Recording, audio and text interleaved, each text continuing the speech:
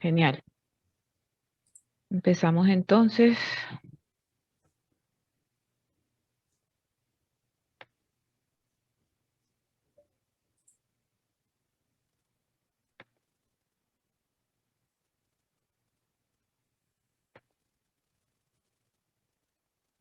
Bueno, entonces vamos a hablar el día de hoy acerca del cervix y el endometrio, ¿sí? Cabe recordar que son dos componentes obviamente fundamentales de todo lo que compone el útero, ¿no?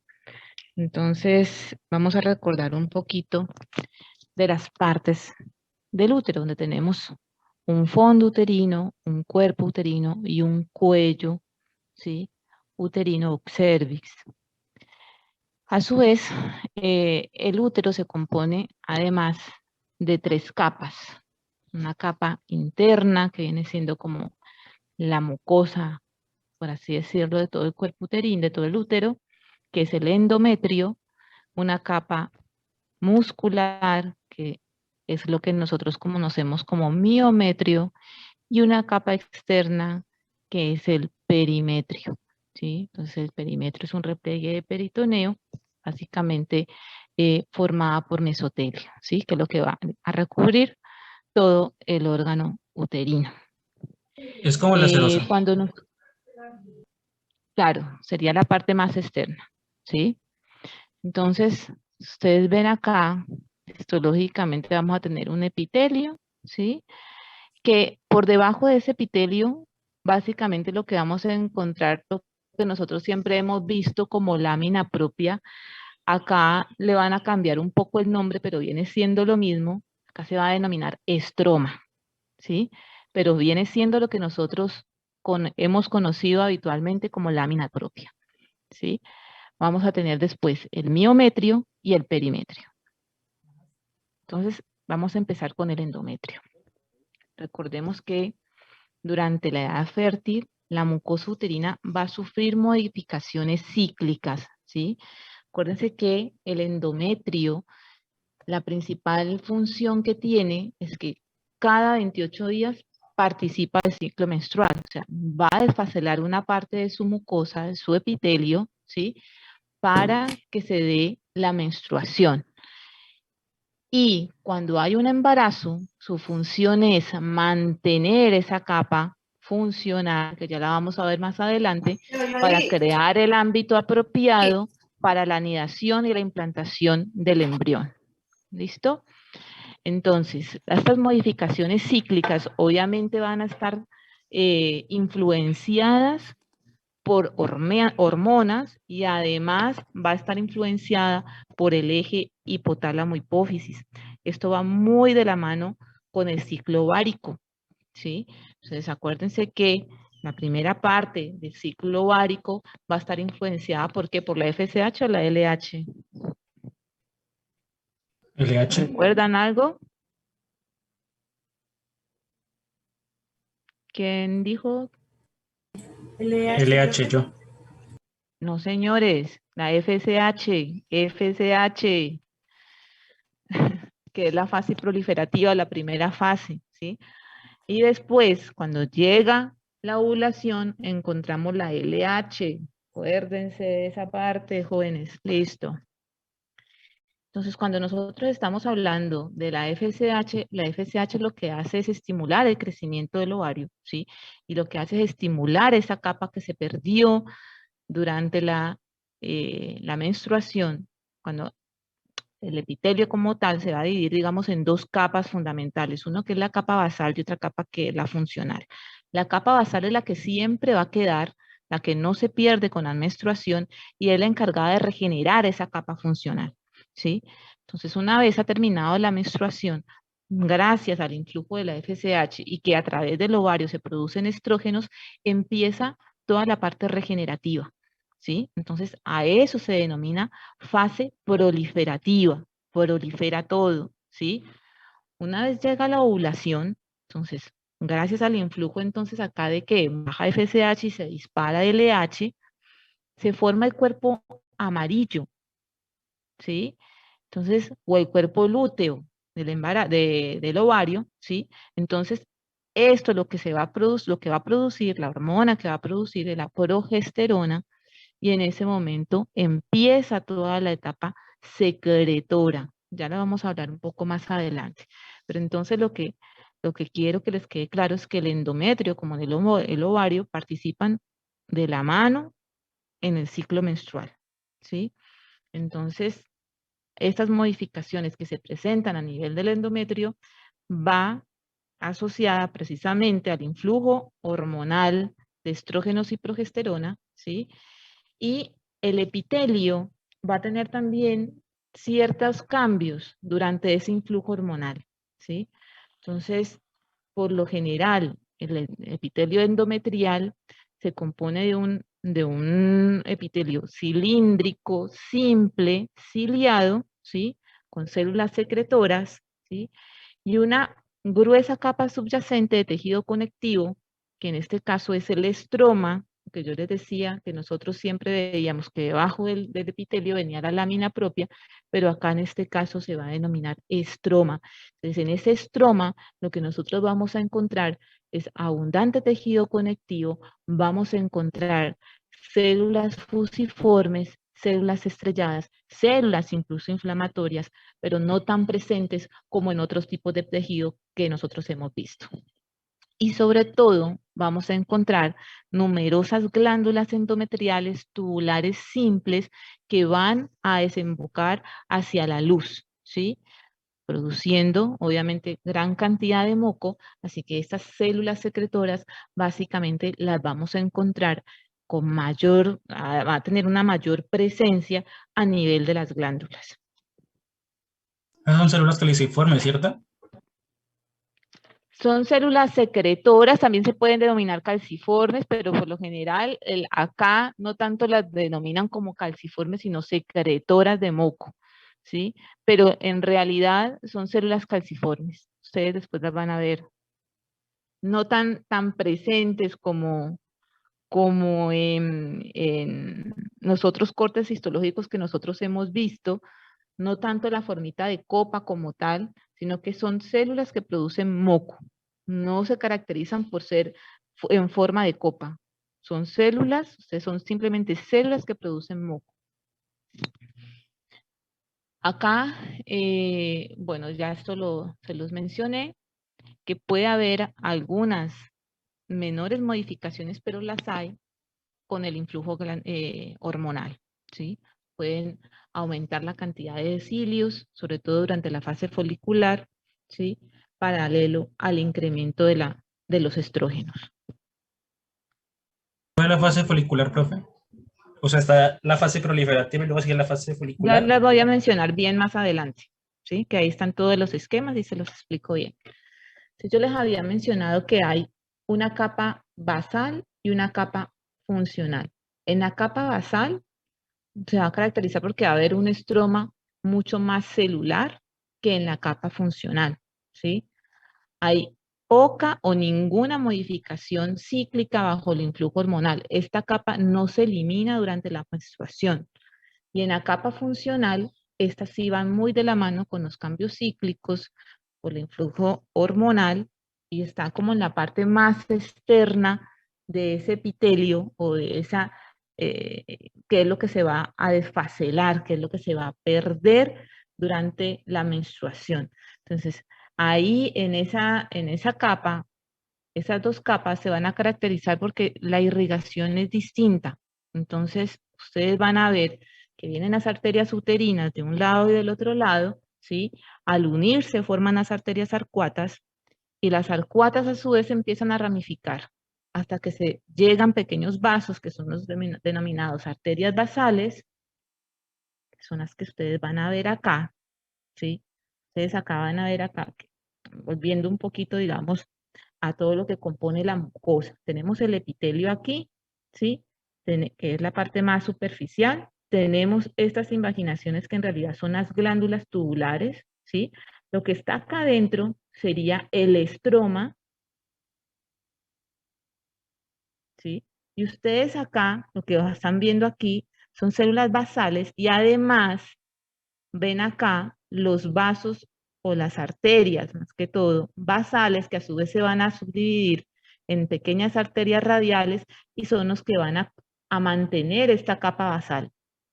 De ahí se van a continuar los vasos hasta justo por debajo del epitelio, que son los que se van a denominar arterias espiraladas o helicoidales. Entonces, lo característico es que en esta fase proliferativa, cuando recién se está recuperando esta fase, esta capa funcional que se perdió durante la menstruación, es que una vez esto se va recuperando, va creciendo, ¿sí? Bajo el influjo hormonal del estrógeno y con después el influjo de la progesterona, esto se hace mucho más acentuado, más tortuoso, como el estroma se dematiza un poco, las arterias se hacen mucho más acentuadas, aumenta esa irrigación sanguínea, ¿sí? Preparándose precisamente esta zona para la posible anidación de un embrión. Por eso ocurre esto con la progesterona, ¿sí? Que es secretada por el cuerpo amarillo. Bueno, como esto no sucede, caen los niveles de progestágenos, ¿sí? Entonces se activan las prostaglandinas, ocurre una vasoconstricción de todos estos vasos y se empiezan a desfacelar toda la capa funcional, ¿sí? Esto ocurre cada mes. Entonces ustedes van a ver acá, precisamente, tenemos entonces el epitelio, tenemos las glándulas, ¿sí? Entonces ustedes ven acá toda la formación glandular y todo el estroma. Todo esto es estroma, glándulas, estroma, glándulas. Y acá vamos a encontrar al miometrio, ¿sí? Que básicamente va a estar formado por células musculares lisas, ¿sí? Y a grandes rasgos, ¿sí? A nivel de toda la pared uterina, lo que más va a marcar, digamos, esa pared es precisamente el miometrio. Es el área más gruesa que tiene la pared uterina. Acá la disposición de las fibras no son tan organizadas. A veces se logra vislumbrar, ¿sí?, que existe una capa intermedia y dos capas que rodean esta capa intermedia. Una más interna, superficial, que va a estar más en contacto con este estroma, ¿sí? Donde vamos a encontrar algunas fibras longitudinales, pero también vamos a encontrar fibras oblicuas. En la capa intermedia, básicamente, vamos a encontrar fibras en disposición circular y en la capa más externa, de nuevo, vamos a encontrar fibras en disposición longitudinal. Pero muchas veces estas fibras están tan desorganizadas que no se logran diferenciar exactamente o no se ven tan organizadas, por ejemplo, como lo veíamos en el esófago. Entonces, si aumentamos, estamos acá. Entonces, vamos a ir ahora acá. Le damos aumento. Entonces, miren, acá sería la luz de la cavidad uterina. Entonces, vamos a tener aquí precisamente el epitelio, ¿sí? Entonces, células cilíndricas, ciliadas, con células productoras de moco, pero ustedes miren acá que no se ven células en forma de copa como si fueran calciformes. O sea, tienen una función similar a las células calciformes porque son productoras de moco, pero ustedes acá no ven células calciformes como tal, ¿sí? Y miren la parte de las glándulas. Tienen la misma disposición epitelial, ¿sí?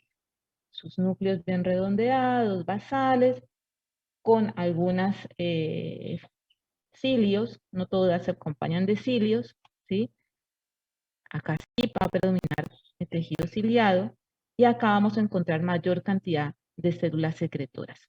Esto correspondería a todo el estroma, lo que está rodeando las glándulas, y si nos adentramos mucho más, pues ya encontraríamos la capa muscular. Entonces vamos a hablar ahora sí un poquito más acerca de ese ciclo endometrial, Rafa, una pregunta. ciclo menstrual, sí. Qué pena. Las glándulas hacen parte del mismo endometrio, ¿cierto? Sí, sí, sí, sí, sí.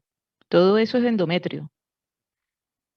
Gracias. Endometrio entonces tenemos epitelio, estroma y glándula. Ya cuando yo les hablo de fibras musculares, ya estamos hablando del miometrio. ¿Listo? Sí, profe, gracias.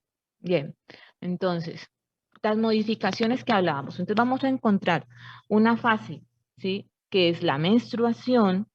La fase va seguido una vez. A ver, la menstruación va a durar por lo general, de 1 a 5 días. Obviamente esto varía. No todas las mujeres tienen ciclos de menstruaciones de 5 días. Algunas tendrán menos días, otras tendrán más días, ¿sí? Pero la fase proliferativa va a iniciar ¿cuándo? Cuando se termina la menstruación. Ahí se inicia la fase proliferativa. Como les digo, esto puede variar dependiendo de los días de la menstruación.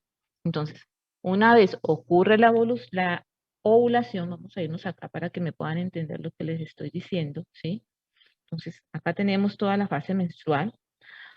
Inmediatamente finalizada la menstruación, empieza toda la fase de proliferación o la fase proliferativa, ¿sí? Entonces, esto va a estar mediado, ¿por qué? Por la producción de estrógenos por parte del ovario. Entonces se va recuperando toda esa fase, toda esa capa funcional que se perdió acá en la menstruación, ¿sí? Alrededor dentro del cuarto al octavo día, o sea que esto va demorando más o menos 4 o 5 días hasta que se logra recuperar completamente hacia el día 14, que es cuando ocurre la ovulación. No necesariamente estos tiempos tienen que ser tan exactos. Lo que sí es exacto es que una vez ocurrida la ovulación, pasan 14 días para que ocurra la menstruación. Esto sí es exacto, esto sí es, una vez ocurre la ovulación, la fase secretora va a durar 14 días. Entonces, fase proliferativa inicia ¿cuándo? Cuando finaliza la menstruación y va a finalizar esta fase proliferativa ¿cuándo? Con la ovulación. Fase secretora va a iniciar ¿cuándo? Inicia con la ovulación y va a terminar cuando empieza la menstruación. Fase proliferativa está inducida o va de la mano justo con la producción de estrógenos, o está mediada bajo la influencia de estrógenos, y esto acá, FSH, ¿sí?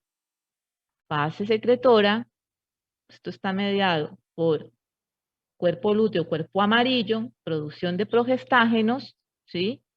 Fase secretora. No ocurre la implantación, menstruación. ¿Listo? No, profe, venga. Está la fase proliferativa que termina con la menstruación, ¿no? Y más o menos tarda 14 días en volver a No, no, no. recuperar La fase secretora termina con la menstruación. La fase proliferativa inicia cuando finaliza la menstruación.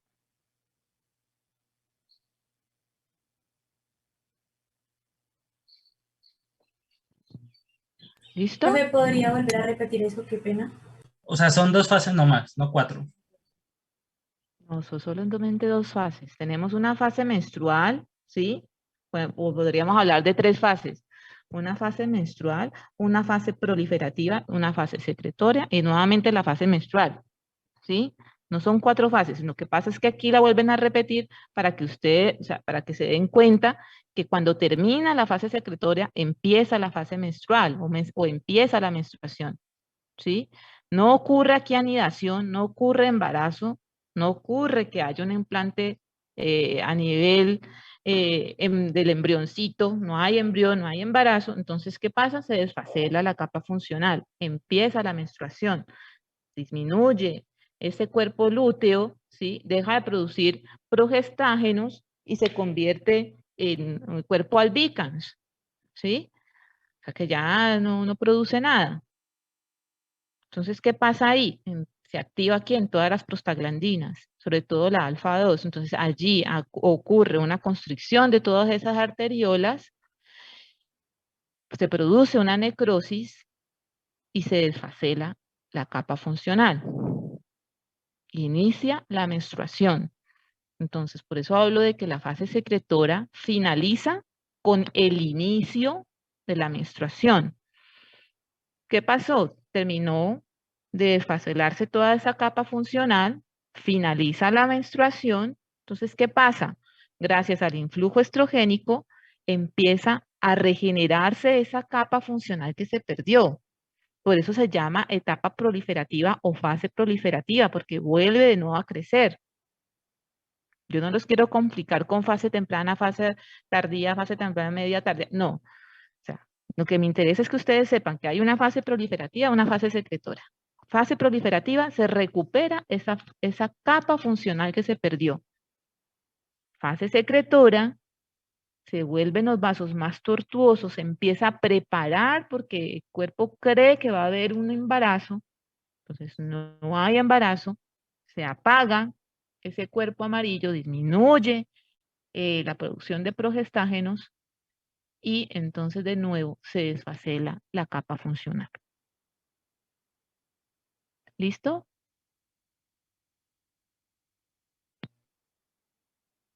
Hola.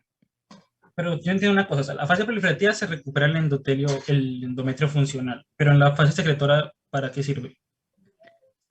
En la fase secretora, si ustedes ven acá, o sea, aquí se recupera, pero acá empieza, digamos, a producir hay mayor influjo de sangre, se ponen los vasos mucho más tortuosos, se matiza un poco más esa capa estromal, el estroma se hace más rico en glucógeno, en proteínas, está esperando de que se anide ahí el embrión.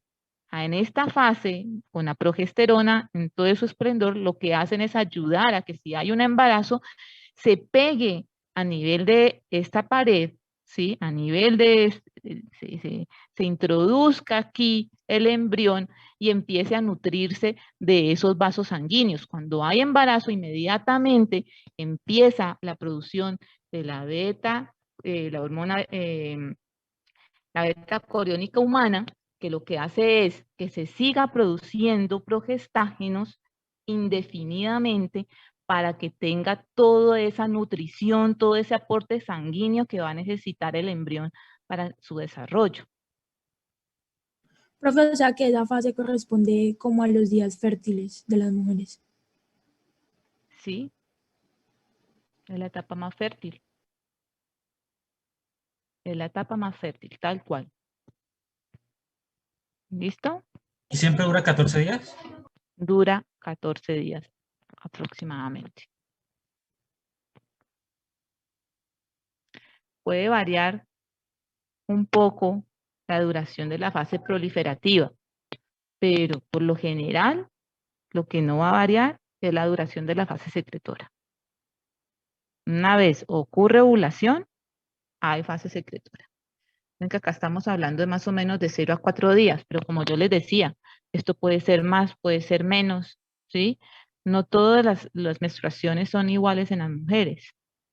Así que esto puede variar, los días pueden variar, no son exactos, pero una vez ocurre ovulación, que por lo general sería para el día 14, ¿sí? De ahí en adelante son otros 14 días.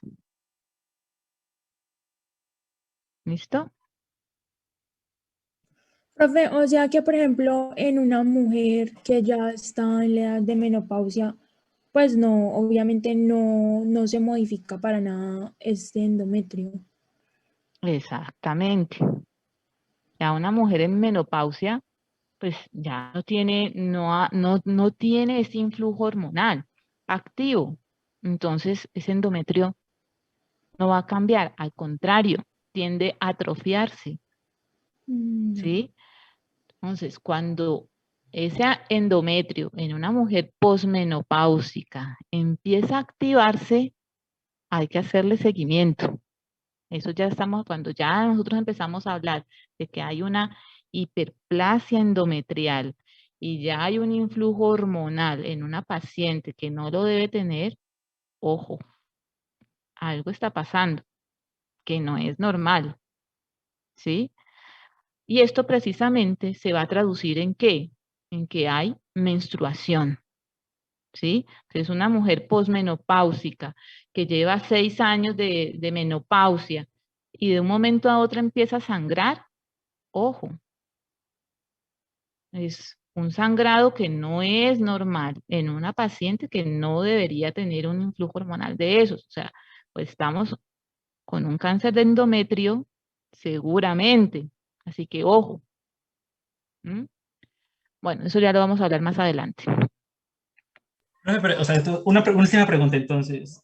Sí. Durante la fase proliferativa aumentan los estrógenos, ¿no? Al menos durante esos primeros, del 4 al 14º día más o Vamos a menos. suponer que sean 14 y 14. Listo. Del día Listo. 4 que termina la menstruación, ¿sí? Apenas termina la menstruación, se estimula la producción de estrógenos gracias a la FSH, ¿sí? Entonces, por los estrógenos se da la fase proliferativa.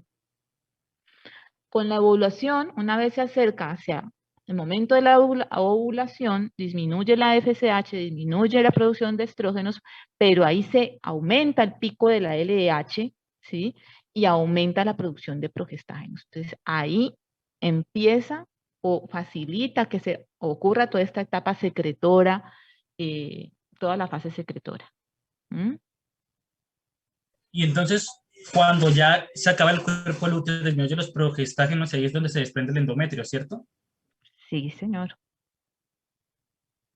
Sí, señor, porque ya ese cuerpo amarillo no sigue produciendo progesterona, no hay, digamos, activación de la hormona beta, la beta coriónica humana para que se siga produciendo progestágenos, entonces ese cuerpo amarillo entra a formar un cuerpo albicans, un cuerpo ya degenerativo que no produce hormona.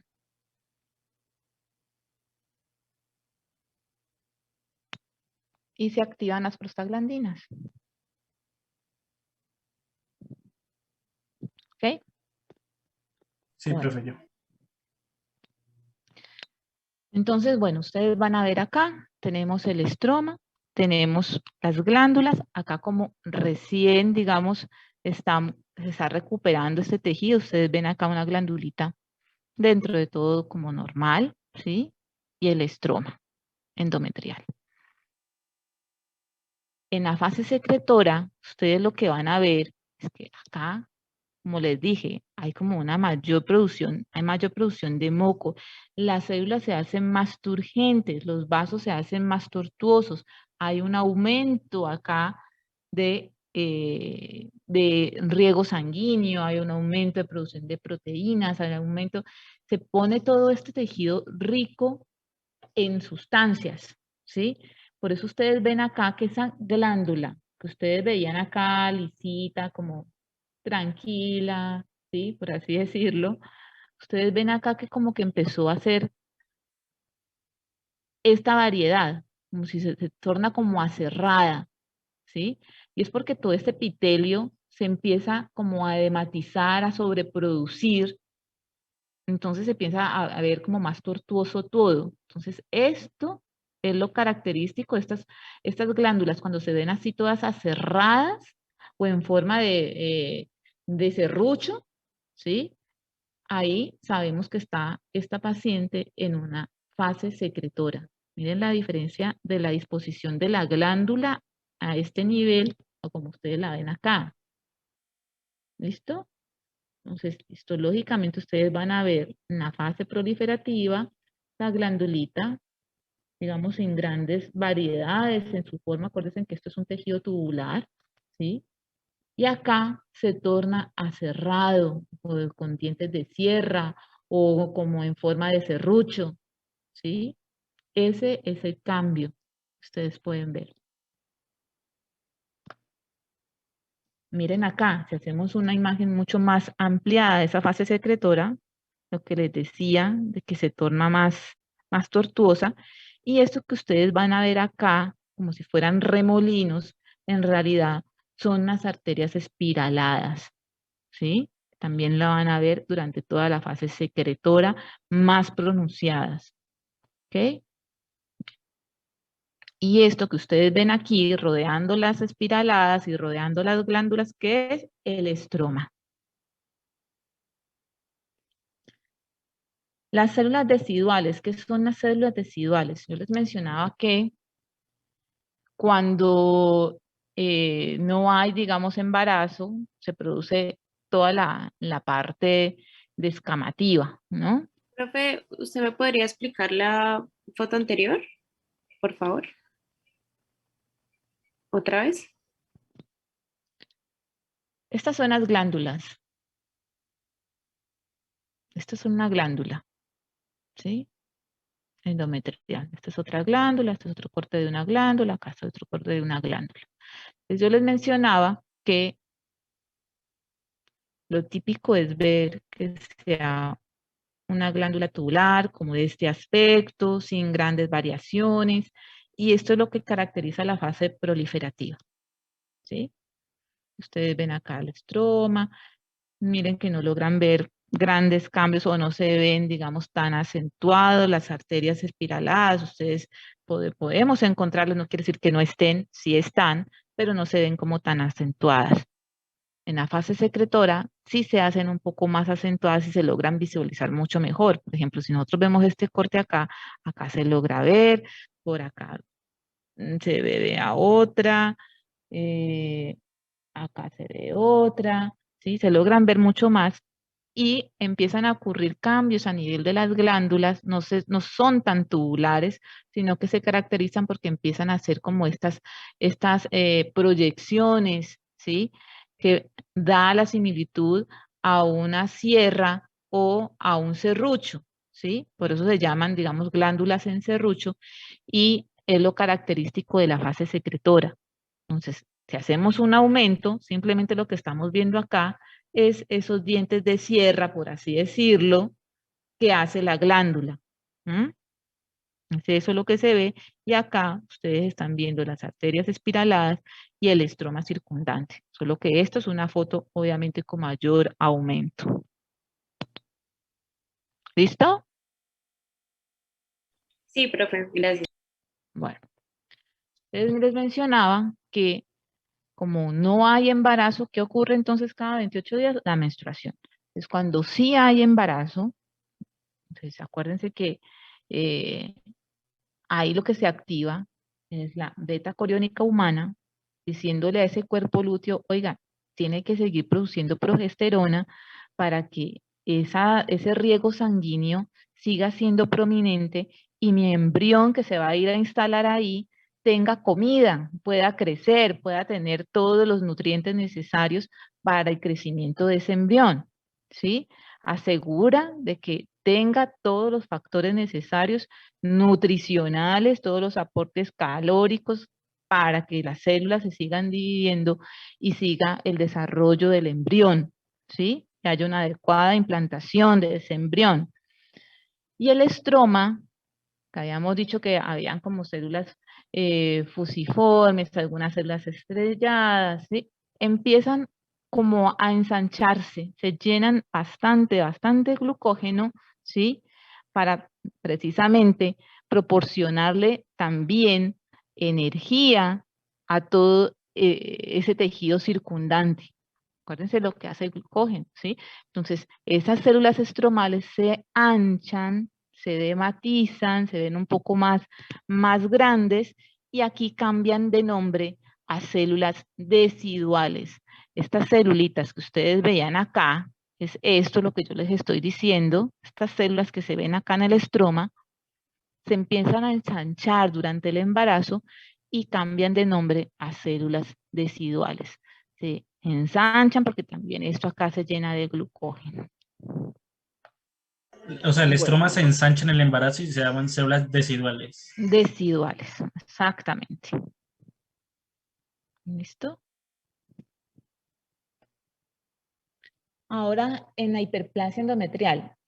En el endometrio pasa lo siguiente. Ustedes tienen unas células, un tejido estromal y tienen unas glándulas endometriales.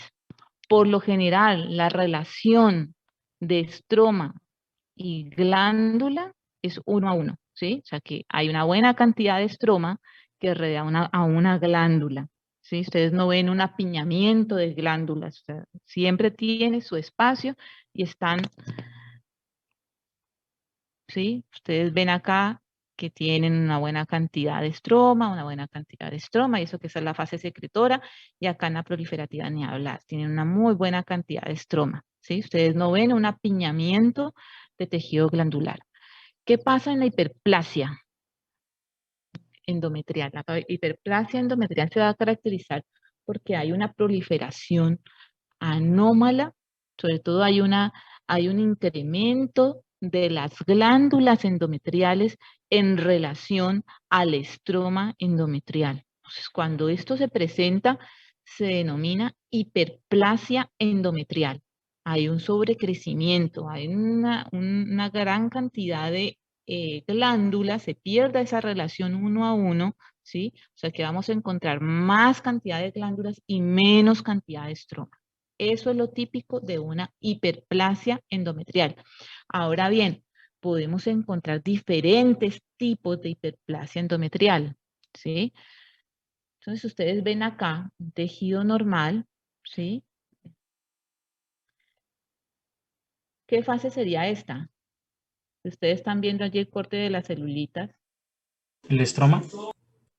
Esto que les estoy señalando es estroma. Y esta es la Proliferativa, glándula, ¿no? ¿cierto? Y esto es, Proliferativa. claro, entonces, Proliferativa. proliferativa. Sí, bro. Exactamente, miren que no hay grandes variedades en estas glandulitas, o sea que esto es una fase proliferativa. Ahora bien, si encontráramos todo esto así en forma de dientes de sierra como serruchadas, estaríamos hablando de una fase secretora. Pero muy bien, ya saben diferenciar entonces esta fase proliferativa de un tejido endometrial normal. Entonces, si miren la foto de al lado, ustedes acá están viendo las glándulas apiñadas, una casi sobre la otra. ¿Y el estroma dónde está? Se perdió, ¿no? Entonces, esto es lo típico de la hiperplasia endometrial. Ahora bien, cuando esto es así, cuando hay tanta glándula y poco estroma, estamos hablando de una hiperplasia endometrial compleja, ¿sí? Hay dos tipos de hiperplasia endometrial, una hiperplasia endometrial simple y pueden encontrar una hiperplasia endometrial compleja.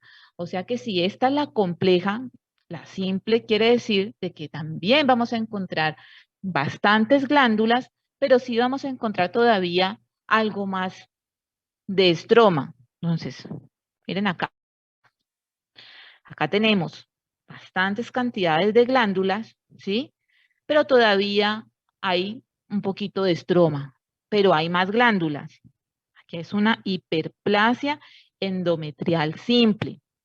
Profe, o sea que en una compleja no hay nada de estroma, solamente glándulas Está apiñadas. muy disminuido el estroma, exactamente. Entonces, en una simple todavía vamos a ver estroma, pero ustedes miren ese tejido lleno de glándulas.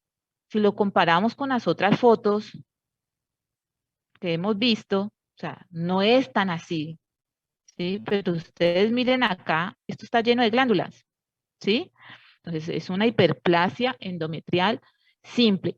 A su vez, para hacerlo un poquito más interesante, a su vez, estas hiperplasias, tanto la simple como compleja, se van a dividir en hiperplasias endometriales simples con atipía e hiperplasias endometriales simples sin atipía.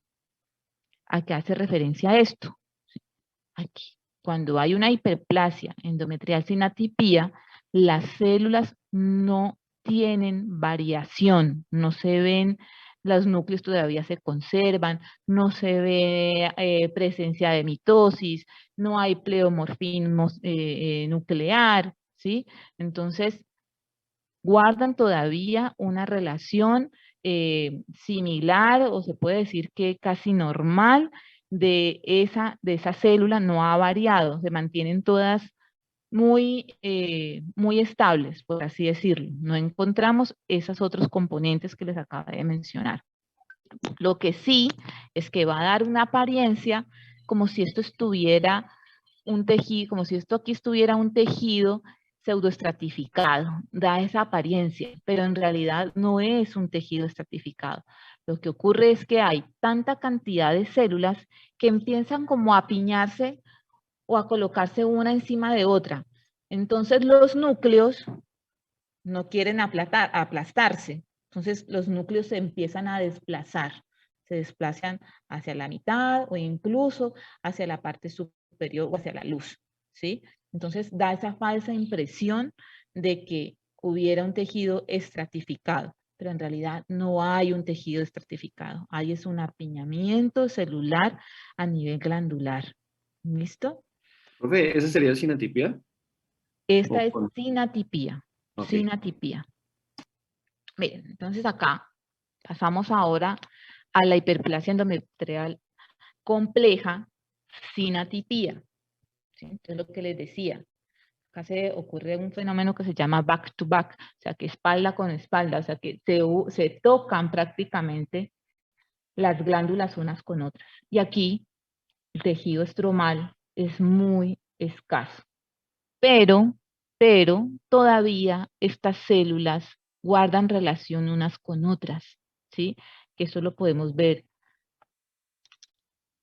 Si aumentamos esto, lo que vamos a ver es esto, ¿sí? Mire que todavía los núcleos mantienen una forma, ¿sí? Ustedes no ven.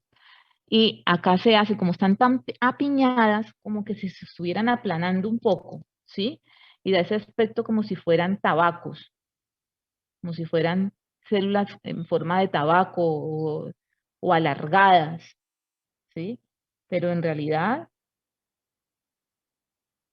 son células que están acá apiñadas una sobre otra y por eso da esa impresión.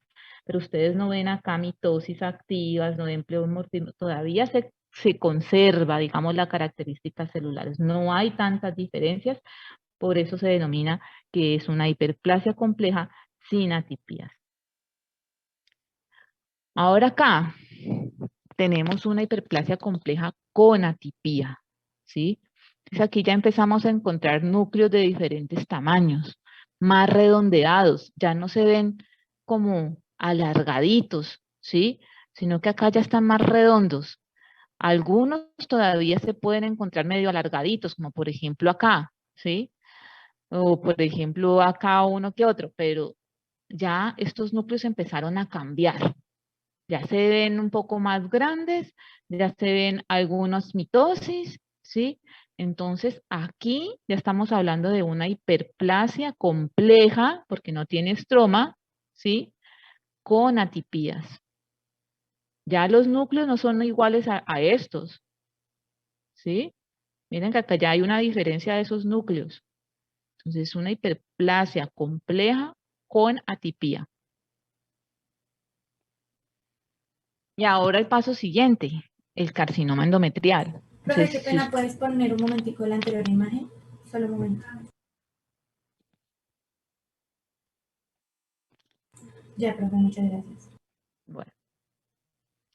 Entonces, si ustedes ven acá, estos serían glándulas, pero miren lo curioso acá, que las glándulas prácticamente se fusionaron. Acá cero estroma, acá hay alguna luz de las glándulas, pero aquí cero estroma, da la impresión que está todo esto fusionado. Y miren los núcleos. Miren esta de diferenciación celular, miren acá, ¿sí? Acá ya estamos con un carcinoma endometrial. ¿Listo?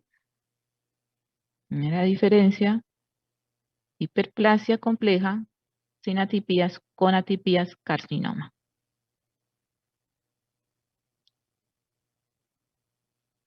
¿Listo? Profe, pero eso es solo a nivel glandular, pero por ejemplo a nivel del tejido de superficie, pues que conecta con la cavidad uterina, ¿también habría hiperplasia o eso no se afecta por lo general? Hacia la luz ustedes pueden encontrar pólipos endometriales y con las mismas características. Hay una diferenciación de tejido, no guarda la relación, o sea, ustedes no van a ver el epitelio normal, ¿sí? Por ejemplo, un pólipo que se maligniza, ustedes van a ver un grupo de células desorganizadas. Obviamente esto es a nivel glandular, es cierto, ¿sí? Pero es que esto es lo que más constituye el endometrio, o es lo más típico del endometrio. El endometrio es muy raro que haya, digamos, como otro tipo de características. Pueden haber, digamos, evaginaciones hacia la luz, pero ustedes van a encontrar esto dentro del interior del pólipo maligno, por ejemplo, ¿sí? Entonces hay una variedad que se llama un carcinoma endometrial de tipo endometrioide, ¿sí? O sea que esta forma es más o menos lo más representativo del cáncer de endometrio y ocurre aproximadamente entre un 70-75% de los casos. Obviamente existen otras variedades de carcinoma endometrial, por ejemplo está el carcinoma mucinoso, ¿sí? Donde obviamente acá lo típico es que ustedes van a ver unas células llenas de mucina, ¿sí? También a nivel glandular, generando, digamos, hagan de cuenta todo esto, pero en vez de núcleos van a ver bastantes células llenas de mucina. También existe la variedad serosa, ¿sí? Entonces, pero la más frecuente es el tipo endometrioide. Entonces, obviamente, el carcinoma de endometrio, el tratamiento va a estar relacionado, ¿no? Entonces, es operar la conducta. Si con terapia, tratamientos o inmunoterapia. Entonces, todo va a depender de cómo, del grado de invasión de la paciente, un número de factores. Pero antes, digamos, de mencionar o ahondar en el cáncer de endometrio, lo que volvemos es al caso de la hiperplasia endometrial. Lo que les quiero que ustedes les quede en la cabeza es pacientes, por ejemplo, añosas que están en estado de menopausia, ¿sí? Que en un estudio de control empiece con un aumento del endometrio, eso hay que estudiarlo. Pacientes que están con sangrado, posmenopáusicas, muy posiblemente estemos frente a un cáncer de endometrio hasta que no se demuestre lo contrario. Así que, ojo, esos pacientes hay que hacerles el grado de biopsia, hay que estudiar casa. Es un cáncer que seguramente está por ahí escondidito. Entonces la conducta siempre es legrado biopsia, ecografía transvaginal, legrado biopsia. Puede aparecer casos, por ejemplo, siguiendo con el ejemplo de la paciente posmenopáusica, que le hacen una ecografía transvaginal, ¿sí? Y tiene un endometrio de 6, de 7 milímetros, pero hizo el sangrado. ¿Sí? No, pero es que no hay una hiperplasia endometrial. Entonces, toda paciente sintomática con un sangrado y un endometrio por encima de 5 milímetros amerita estudio de biopsia. Así no cumpla el criterio ecográfico. Saben que el corte por ecografía para hablar de una hiperplasia endometrial está alrededor de 10, 11 milímetros, dependiendo de los autores. ¿Sí? Pero pacientes sintomáticas con un sangrado, un endometrio mayor a 5 milímetros, mayor o igual a 5 milímetros, amerita estudio de biopsia. ¿Listo? Bien.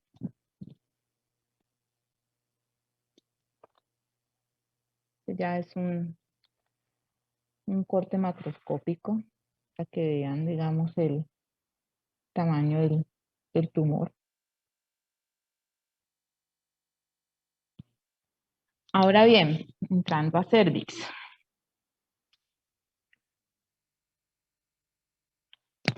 Entonces, en el cervix, nosotros ya hablamos que vamos a encontrar una mucosa, ¿sí? Una lámina propia, que en este caso seguimos llamándolo estroma, y acá ya no vamos a encontrar glándulas endometriales, pero sí glándulas cervicales, que muchas veces también son productoras de moco, bastante productoras de mucina, que a veces cuando se obstruyen pueden llegar a generar los dichosos quistes de Nabot, ¿sí? Simplemente son ricos en glicoproteínas y no se hacen nada, no se tocan, no se molestan los quistes de Nabot. Y posteriormente, acá lo que vamos a encontrar es que esas fibras musculares, ¿sí? Que la otra capa, digamos, que rodea este estroma, no va a ser tan pronunciada como, o el tamaño, ¿no? El grosor disminuye en comparación al cuerpo o al fondo uterino, ¿sí? Acá las fibras musculares lisas se hacen mucho más delgadas, ¿sí? Y lo que predomina es más el estroma. Entonces, acá vamos a encontrar algunas diferencias porque vamos a tener el orificio cervical interno, el canal cervical y el orificio cervical externo o el exocervis, ¿sí? Entonces, la mucosa propiamente dicha del cuello uterino o del endocervis mide alrededor de 3 a 5 milímetros, ¿sí? Acá vamos a encontrar el mismo tipo de tejido que veíamos en el endometrio, ¿sí? O sea, que vamos a seguir encontrando en un epitelio cilíndrico alto, ¿sí? Con algunos cilios, y también hay secreción de moco con células secretoras. No tan acentuado de pronto como lo que podemos encontrarlas en las glándulas, pero también hay producción de moco. En las glándulas la misma característica, ¿sí? Acá lo que sucede es que conforme va saliendo, o sea, conforme va llegando al exocervis, este epitelio cambia bruscamente, hay una zona de transición y ese epitelio cambia a uno estratificado, plano o estratificado simple, ¿sí? No queratinizado. Entonces, hay justo una zona de transición y bruscamente se cambia el epitelio. ¿Listo? Recuerden más o menos lo que pasaba entre el recto y el ano, algo así parecido. Lo que pasa es que nosotros acá no tenemos una referencia anatómica, como en la línea dentada del canal anal. Entonces, acá hay una zona de transición y cambia bruscamente el epitelio, ¿sí? ¿A qué epitelio cambia, profe? A un epitelio estratificado, simple, no queratinizado, o estratificado, plano, no queratinizado, es lo mismo. ¿Listo? Acá entonces, la característica es que la mucosa, ¿sí? Forma bastantes pliegues, ¿sí? Hace como que unas invaginaciones el epitelio y muchas veces da como la falsa impresión de que fueran glándulas. No, hacen como unas invaginaciones el epitelio y da como esa falsa apariencia de tejido glandular. O sea, hacen unas hendiduras que parecen glándulas tubulares, pero no lo son. Ojo.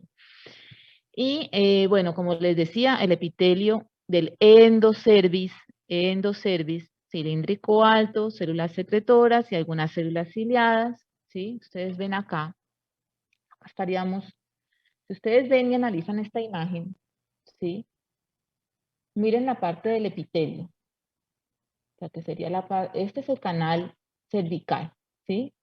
La luz. Entonces, miren la parte del epitelio, este que está más delgadito acá, entonces sería que el epitelio cilíndrico. Y miren como poco a poco esto cambió. No es que el cilíndrico creció, no, cambió el epitelio a un epitelio estratificado, simple, no queratinizado, ¿sí? Aquí ocurrió la zona de transición y cambió el epitelio. Acá ustedes van a ver todas las glándulas cervicales, ¿sí? Rodeado todo esto de estroma, ¿sí? Pero miren que conforme va llegando hacia el conducto cervical externo o hacia exocervis, estas glándulas van disminuyendo. Se pueden seguir encontrando, pero van disminuyendo. En número, se encuentran, pero van disminuyendo el número. Y miren, esto que ustedes ven acá a los lados son los famosos quistes de Nabot, ¿sí? Son lesiones benignas, ¿ok? Quistes de Nabot. Miren, lo que les decía, lo de la mucosa. Esto acá, de pronto la foto no es la más linda, pero bueno. Tenemos el epitelio cilíndrico, ¿sí? A nivel de toda la superficie. Y miren esto que hace el epitelio. Hacen estas invaginaciones que, si ustedes ven, parecería una glándula tubular, pero no lo es. Son proyecciones que hace ese epitelio hacia adentro, que son los que se conocen como hendiduras, ¿sí? Pero todo esto es epitelio. La parte más superficial hace este tipo de hendiduras. Ojo que no hay que confundirlas con las glándulas cervicales, ¿no? Una cosa son las hendiduras, otra cosa son las glándulas. Muy bien. Eso también puede llegar a tener un influjo desde el punto de vista hormonal. Simplemente cambia el tamaño del epitelio y aumenta la secreción de moco. Esos son los principales cambios que pueden ocurrir con el influjo de los estrógenos, ¿sí? Entonces, al comienzo de la fase folicular, el epitelio tiende a ser cilíndrico bajo, con un núcleo de localización basal, pero con la estimulación de los estrógenos, entonces ya empiezan a ser un poco más cilíndricas, más altas y producen mayor cantidad de moco. ¿Cuál era Esa la fase secreción folicular? lo genera... Ay, chicos, concéntrense. La fase folicular es la que empieza cuando finaliza la menstruación y termina con la ovulación, la Proliferativa. proliferativa. La proliferación. Ya, qué pena. No sabía que tenía otro nombre. ¿Listo? Bueno, entonces, la secreción es muy viscosa. En el momento de la ovulación, ese moco empieza a hacerse un poco más licuado, más fluido, ¿sí? Y con la intención de que pasen los espermatozoides con mayor facilidad y haya una fecundación, que es lo que se quiere. Vamos. Acuérdense que cada 28 días el cuerpo espera de que haya un embarazo. Bueno, acá entonces después de la ovulación se va a ver una lenta modificación del epitelio por acción de la progesterona hasta que vuelve a adquirir el aspecto del comienzo de la fase folicular o de la fase proliferativa. Entonces, la mucosa de la porción vaginal o el exocervix es lisa y está revestida por epitelio estratificado plano con células provistas de glucógeno abundante. Y la transición entre el epitelio simple cilíndrico y el estratificado es una zona de transformación donde aparecen por lo general las metaplasias epiteliales y es el principal sitio que tiene como mayor atracción o mayor avidez el virus del papiloma humano, porque justo en esa zona de transición cambian un poco los receptores de membrana y aprovecha el virus para justo invadir más que todo esa área. Entonces, tiene una gran importancia clínica porque ocurren las metaplasias y ocurre sobre todo el cáncer de cuello uterino a ese nivel. Bien. Entonces venimos acá, ahora venimos, ¿cuál es el exocervix? ¿La parte de abajo o la parte de arriba? La parte de arriba, ¿no? Exactamente. Entonces, acuérdense que nosotros estábamos diciendo que sobre el canal cervical tenemos el epitelio delgadito y además que hacen todas estas invaginaciones, estas hendiduras, que daría la impresión de glándulas, ¿no? Acuérdense de eso. Miren, acá tenemos justo la zona de transición. Ustedes la pueden ver acá, ¿sí? Que cambia el epitelio y es aquí a este nivel donde ocurren los mayores casos, pues, de cáncer cervical. Y mira las características de este epitelio a nivel del exocervix, ¿sí? Que las células que se desfacelan durante la citología vaginal son las del exocervix. Justo estas están en esta área de transformación. Esto es lo que se desfacela, ¿sí? Cuando hay un compromiso, una infección del virus por VPH, es en esta zona, sobre estas células. Miren las características de este epitelio acá. Tenemos una membrana basal, ¿cierto? Justo por debajo tenemos el estroma. Y acá tenemos la primera capa de células basales. La característica de esa primera capa de células basales es que ustedes van a encontrar un núcleo redondeado con escaso citoplasma. Es poco citoplasma. Luego viene una segunda capa, similar a la primera, ¿sí?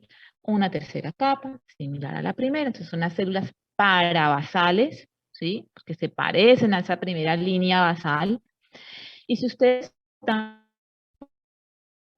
como que ese citoplasma se va ensanchando, ¿sí? Se hace como más ancho y justo al final pues ya viene la capa de células planas, ¿no? Pero se va haciendo en el transcurso, como en el intermedio, unas células con un citoplasma mucho más ancho. Acuérdense que esto se pone ancho porque está lleno de glucógeno. ¿Y qué pasa con los núcleos? Se van haciendo más pignóticos, más chiquititos, ¿sí? Entonces, esto es lo característico de este epitelio. Entonces, con esto, cuando hacen la citología, precisamente lo que nosotros vemos es este epitelio que de esta zona en este epitelio, ¿sí? Entonces, ahí nosotros nos vamos a dar cuenta si es una transformación, una displasia de bajo grado, una displasia de moderada, o una displasia severa, o estamos con un carcinoma in situ. Así que, bueno, entonces vamos a mirar acá un poquito más la zona de transformación. Acá tenemos estroma, acá tenemos glándulas cervicales. Miren cómo cambia abruptamente el epitelio. Otra fotito para que la tengan ahí en cuenta. Bueno, como les decía, en condiciones normales, en el exocervix ocurre esfoliación del epitelio estratificado plano, ¿sí? Lo que se hace más notable en el cáncer de cuello uterino, ¿sí? Entonces, esto es lo que nosotros vamos a ver o vamos a estudiar con la citología esfoliativa. Vamos a mirar acá un poco mejor lo que les estoy diciendo. Entonces, como les decía, el cáncer de cervix es uno de los tumores de mayor frecuencia en la mujer. Acuérdense que de más frecuencia es el cáncer de mama, pero el cáncer de cervix viene siendo entre el tercero y cuarto en frecuencia en la mujer.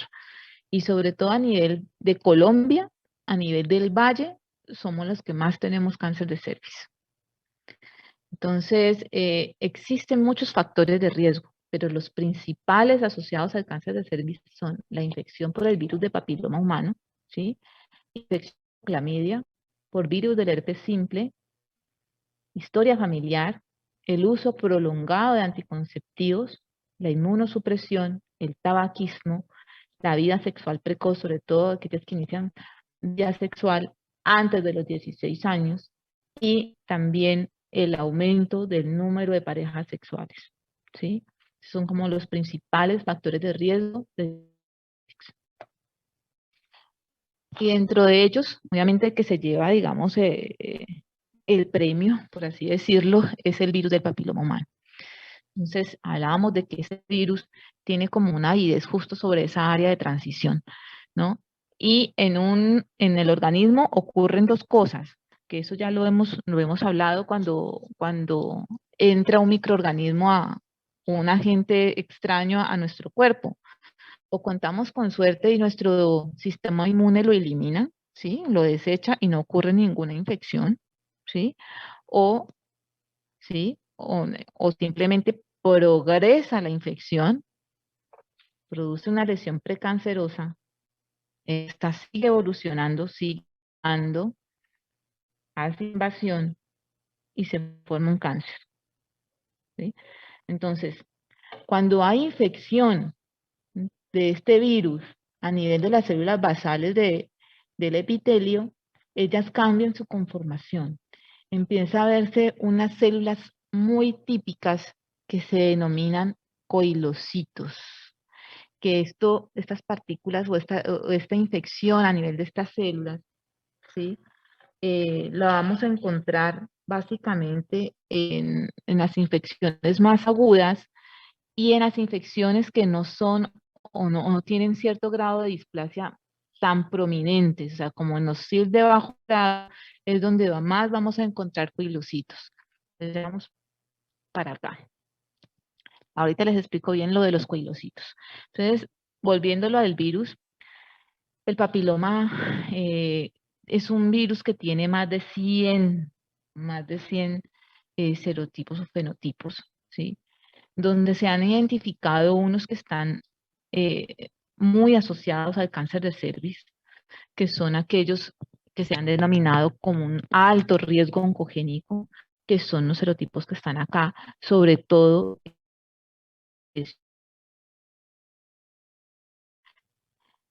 hay otros que también tienen un moderado riesgo, un riesgo incierto, pero que se han visto en cáncer de cervix, sobre todo el 26 y el 66, y aquellos que son de bajo riesgo, pero que van a producir lesiones acuminadas, sobre todo 6, 11, 42, 43, 44 y 53.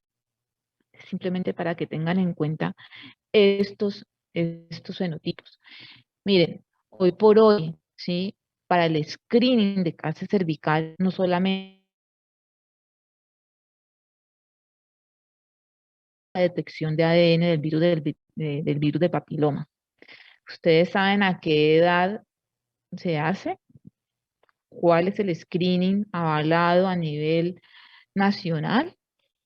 Después de los 21. No escucho. Después de A los partir 21 años. la citología sí, y la detección del virus de papiloma.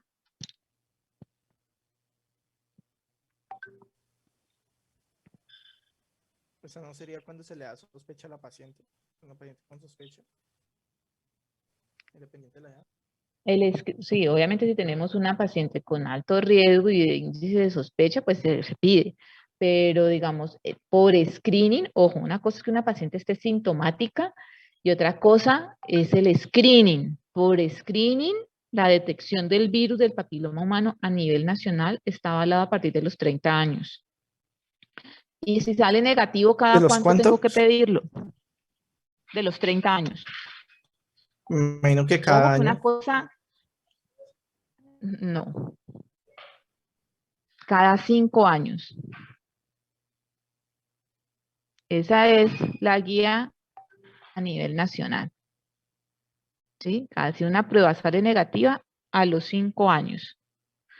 Ahora bien, si una prueba sale positiva, ¿sí? Ojo que estamos hablando de screening. Quiero que tengan muy claro, en screening la paciente no tiene la enfermedad. Es simplemente algo de prevención, de detección precoz. ¿Sí? Entonces, una paciente va a los 30.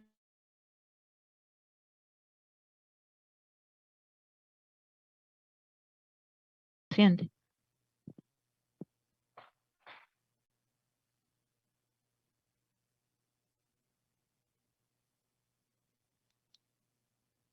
¿Mm?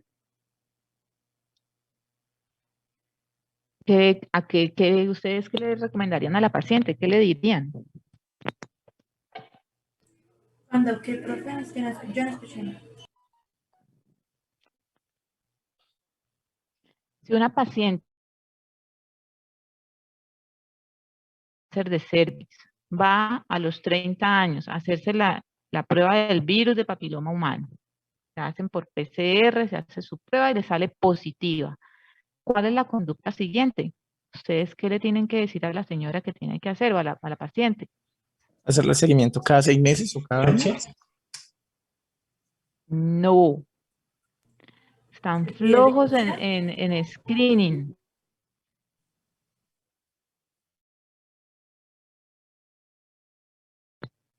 ¿Cómo? Hola, que es la primera que nos habla sobre screening. Ay, no lo puedo creer. Bueno, José, perdón, un momentito. José, llama a Joa que hay alguien en la puerta, por favor. No abras. Llama a Joa, por favor.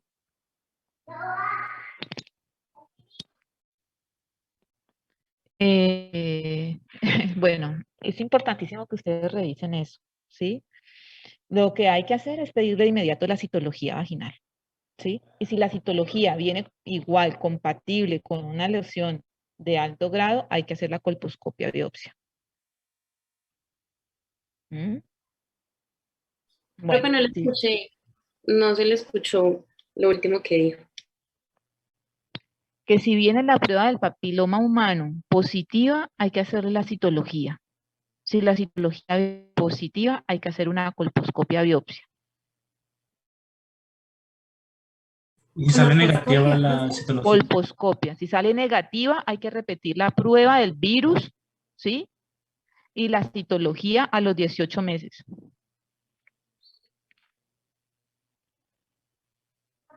¿Ok? Listo, profe. Bueno. Entonces, a lo No, largo de los no entendí una años, cosa. O sea, si la citología sale positiva, hago la biopsia, pero si sale negativa, repito el Papa Nicolau en los 18 meses. sí, señor, y la detección del virus también. Bien. Entonces, a lo largo de se ha establecido varias escalas para poder describir precisamente esos hallazgos a nivel de la citología, ¿sí? Pues tenemos, y es más, todavía se siguen utilizando las tres. Categorizan, digamos, la lesión como una displasia leve, una displasia moderada, severa o la presencia de un carcinoma in situ. Sí, Richard, sobre los casi los 90 tenían, de los 70 a los 90 teníamos el SIN-1, todavía se utiliza moderada y el SIN in situ. Y a través de la OMS y con esta escala de Bethesda se ha clasificado en dos grandes grupos. En realidad, la que más se utiliza actualmente es la clasificación de Bethesda. Entonces, el SIL-1, displasia leve, correspondería al SIL de bajo grado, ¿sí? O sea, aquí estamos hablando de una neoplasia cervical intraepitelial. Y hablamos de alto grado para y para el in situ, ¿sí? Que recuerden que a veces hay displasias severas, o sea, tan acentuadas que es muy difícil poder llegar a categorizar si se trata o no de un carcinoma in situ. Entonces acá vamos a traducir ese cuadrito. Entonces les decía, llega el virus, ¿sí? Llegan justo a afectar estas células de la capa basal, ¿sí? Acá, una vez ha infectado una célula, ocurre dos cosas, que les decía, o se elimina, nuestro sistema se activa y elimina la infección, o esta célula infectada empieza a replicarse, ¿sí? Entonces, cuando esta célula infectada empieza a replicarse, ¿sí? Acá empieza a replicarse y a secretar más partículas, bueno, en fin, para seguir infectando más células. No se ha agregado, está infectada, pero no ha comprometido, digamos, o no ha introducido su ADN al ADN de nuestra célula, ¿sí? Está como allí, infectada solamente. Y lo tercero que puede ocurrir es que este virus se sigue replicando y a nivel del núcleo se integra su propio ADN con el nuestro y ahí sí sigue replicándose de una manera mucho más pronunciada, albergando mayor cantidad de mutaciones, ¿sí? Causando posteriormente un carcinoma in situ o un carcinoma invasor, ¿sí? Entonces, obviamente para que esto se genere, también hay otro tipo de cosas que ocurren, o sea, que ya están inherentes dentro del paciente, por ejemplo, que tenga un trastorno a nivel genético, ¿sí? Que tenga, que eso lo da la predisposición genética e incluso la predisposición heredofamiliar.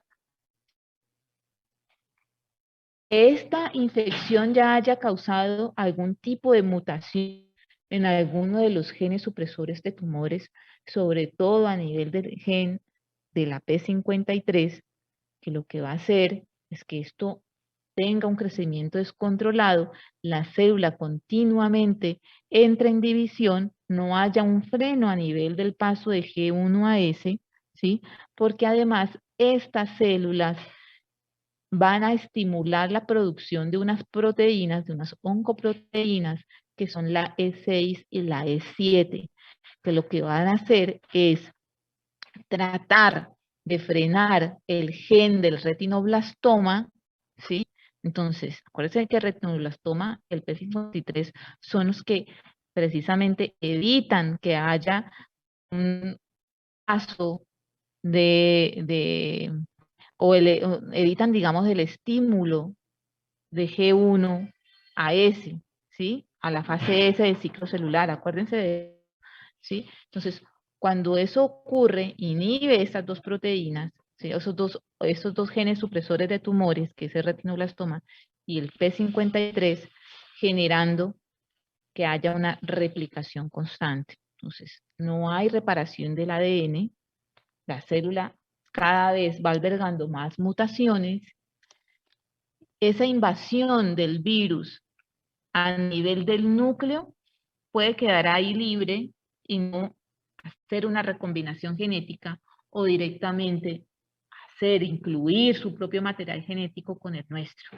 Entonces, cuando queda dentro del núcleo y no ha integrado toda su material genético, estamos hablando de una invasión episomal, ¿sí? Viral del DNA.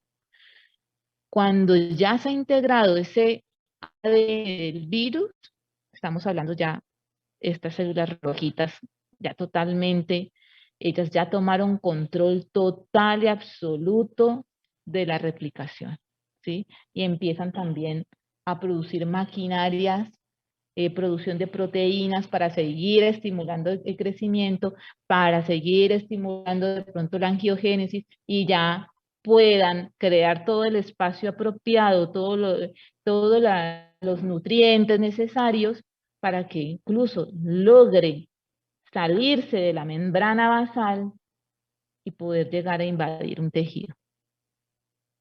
Puede llegar a invadir y pasar. Ya deja de ser un carcinoma in situ para convertirse en un carcinoma invasor. Entonces acá tenemos varios mecanismos: sobreexpresión de estas proteínas, oncoproteínas, que son la E6 y la E7, ¿sí?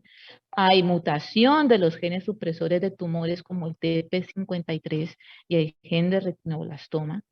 Favorece el crecimiento celular, se integra el ADN viral con el ADN de nuestras células, alberga más mutaciones y genera un carcinoma. ¿Ok?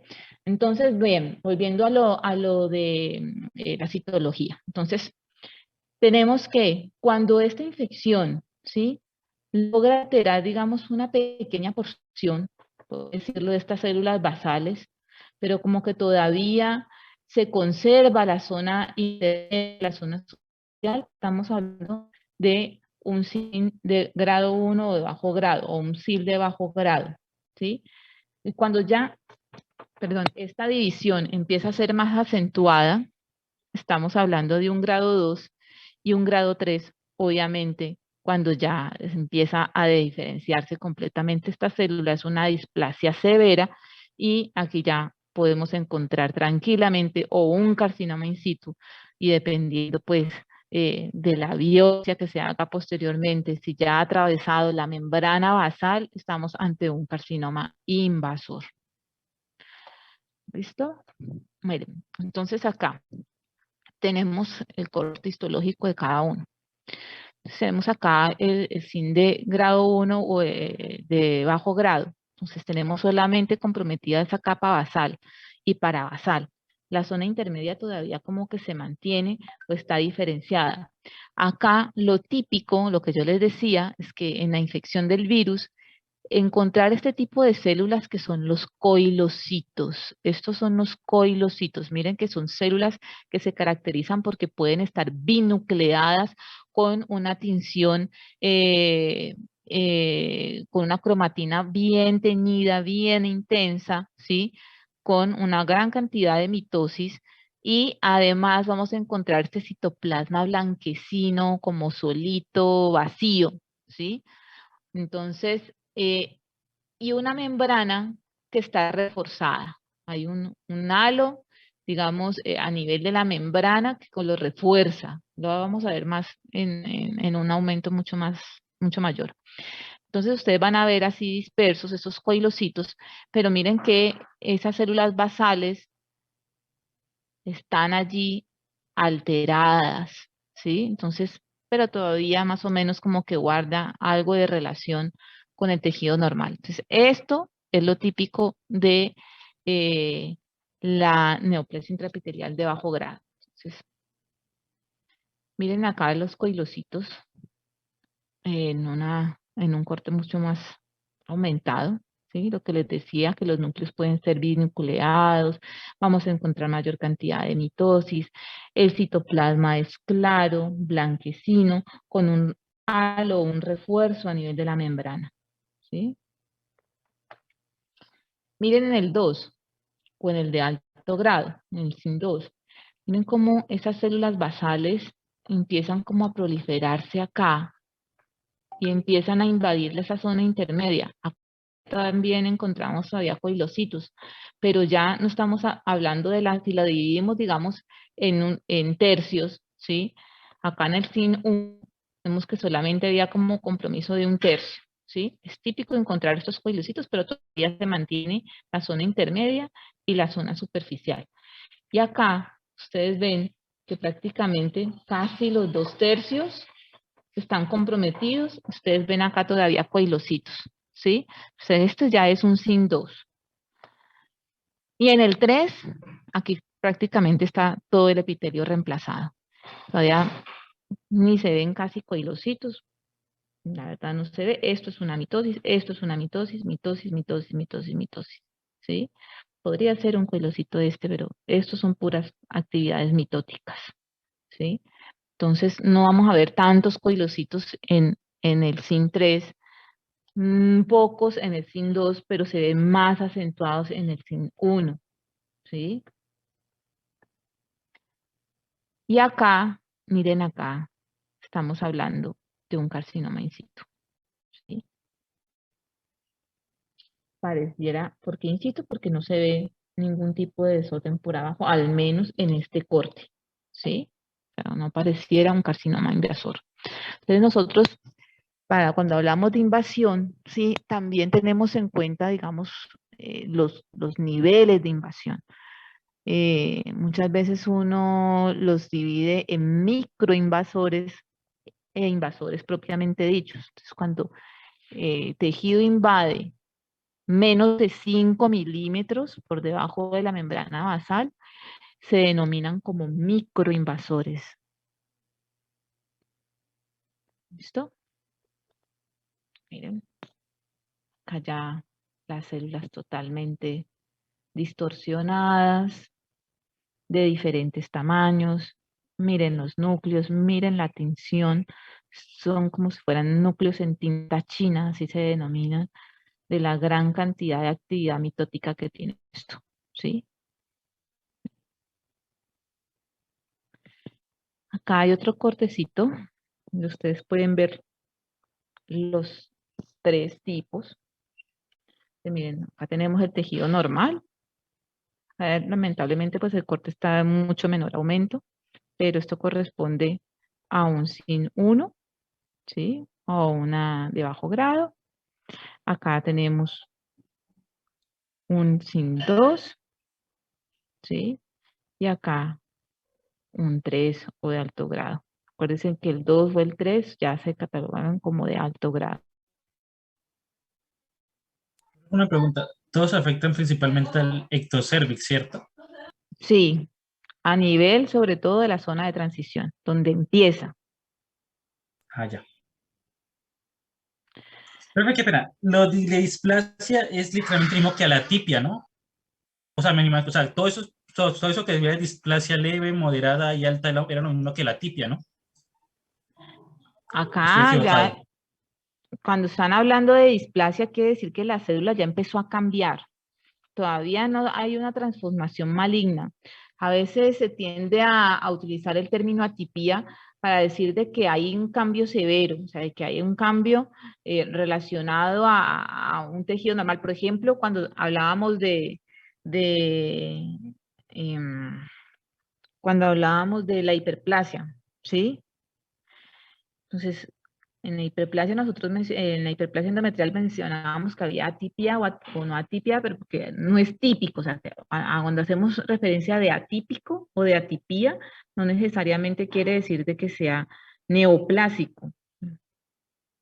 Así que ojo, o sea, no es típico, atípico, atipía. Por lo general nosotros lo empleamos mucho para los términos de oncología, pero hay situaciones en las que nosotros decimos atipía, pero no quiere decir de que sea como tal algo confirmado como maligno. Para eso se requiere otras cosas. ¿Sí?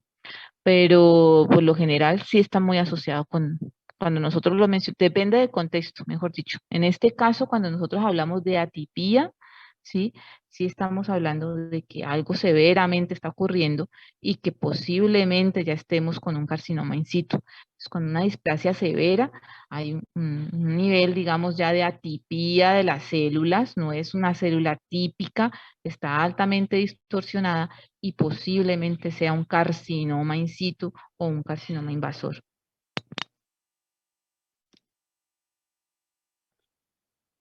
Entonces acá ustedes pueden ver, digamos, un cuadrito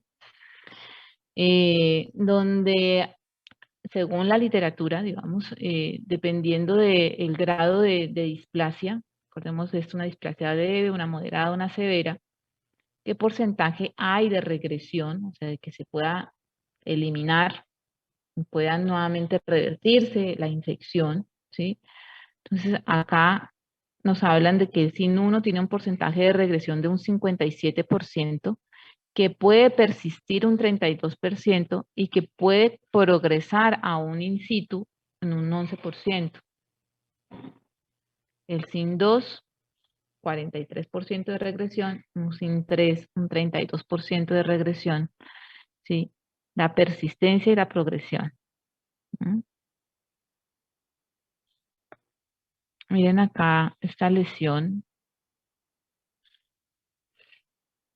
que está bien sobre el área del exocervix, ¿sí? Miren, acá no ha ocluido el canal, pero es una lesión bastante sofítica, ¿sí? Se ve que es bastante grandecita, muy probablemente sea un invasor, ¿no? Miren, acá está hablando de lo de el corte, aquí vemos todo esto que les mencionaban, miren cómo está todo esto ya totalmente alterado. Miren la membrana basal y miren aquí, ¿sí? Estas células son muy parecidas a estas. Alcanzan a ver la diferencia, ¿no? Miren, miren. Acá esto es estroma, estroma, y miren aquí algo pasó en esta membrana. Alcanzó a invadir y está a nivel del estroma. Eso es lo que yo les decía. Dependiendo de cuánto mida de aquí hasta acá, si hay más de 5 milímetros, uno ya lo cataloga como invasor, invasor. Pero si hay menos de 5 milímetros, se denomina microinvasor. Acá ni hablar, ¿no? Esto ya no es de milímetros, ¿no? Esto acá ya, miren esto. Miren acá. Todo el estroma casi que llegando al miometrio. Miren, miren. Obviamente este sí es un invasor, invasor, ¿no? Listo, chicos. Muy bien. Obviamente, esto es una guía. Ustedes tienen que ir a leer. No sé qué vieron, no sé si vieron clase al final con la doctora Cetina ayer o no. No sé si es... No, señora, no se vio clase. ¿Cómo? ¿No se No vio se vio clase? clase. Bueno. Bueno, listo. Yo sí les di clase. Es que, miren, bueno, yo entiendo toda la problemática. Créanme que para mí tampoco ha sido fácil, pero pues Bueno, agradezco a los que pudieron entrar. Envíeles por favor la grabación a sus compañeros para que en algún momento puedan revisarla y así no nos atrasemos, porque después vamos a estar complicados, se nos acumulan mucho los temas y va a ser complicado también para ustedes, porque ustedes tienen que responder no solo con esta asignatura,